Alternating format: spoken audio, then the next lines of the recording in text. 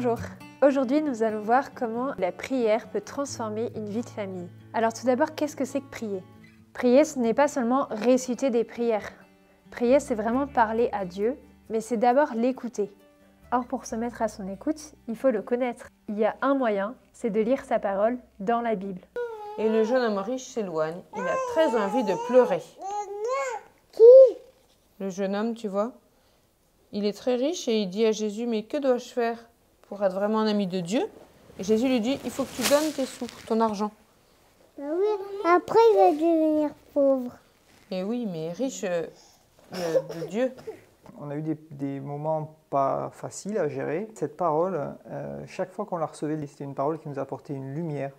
Et c'est à partir de ce moment-là qu'on a vraiment pris conscience que la parole elle était vivante.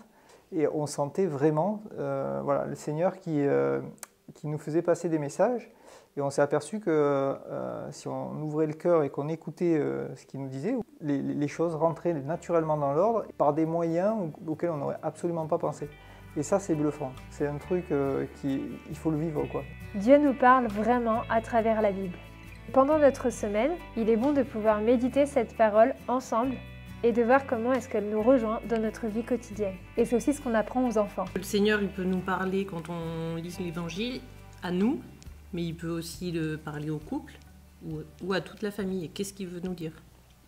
Et c'est différent d'une prière personnelle. Arriver à leur traduire comment cette parole elle est vivante aujourd'hui, en quoi elle me parle aujourd'hui à moi, en quoi elle parle aujourd'hui à Camille, en quoi elle parle aujourd'hui à Bastien. De la relire de façon toute simple, chacun là où il en est. Et du coup, ça nous a aidé nous aussi à grandir de notre foi. La clé de la prière, c'est la confiance. Prier, c'est parler à Dieu comme à un ami, lui donner du temps, nous laisser transformer par lui. Nous, on veut mettre Dieu à la première place, au centre de nos vies. C'était aussi notre choix au moment de notre mariage. Dieu, il écoute nos prières avec toute la tendresse d'un père. On sent que Dieu gouverne notre vie, en fait. On sent qu'il est présent. Alors, il y a plusieurs styles de prière. Il y a la prière seule et la prière ensemble, en communauté.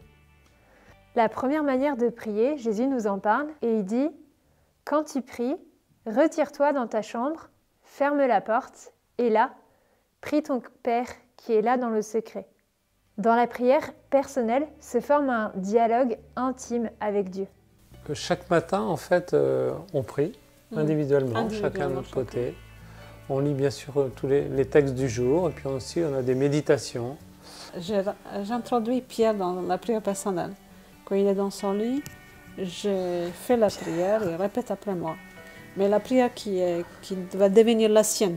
Mais cette relation personnelle avec Jésus n'est pas suffisante parce qu'on fait partie d'un corps. Jésus nous dit aussi « Quand 2 ou 3 sont réunis en mon nom, je suis présent au milieu d'eux. » C'est dire la puissance de la prière ensemble. Dans la Sainte Famille, Marie et Joseph, puis l'enfant Jésus, devaient sûrement passer du temps à prier ensemble. On peut prier avec un ami, en couple. On peut prier aussi à l'église quand nous nous rassemblons le dimanche. On a appris à découvrir Jésus.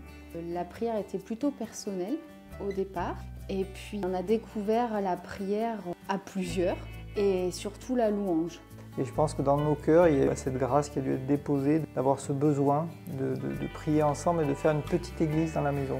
En fait, quand tu mets en place cette prière en couple ou en famille, ça te permet vraiment de mettre Dieu au cœur de tes relations.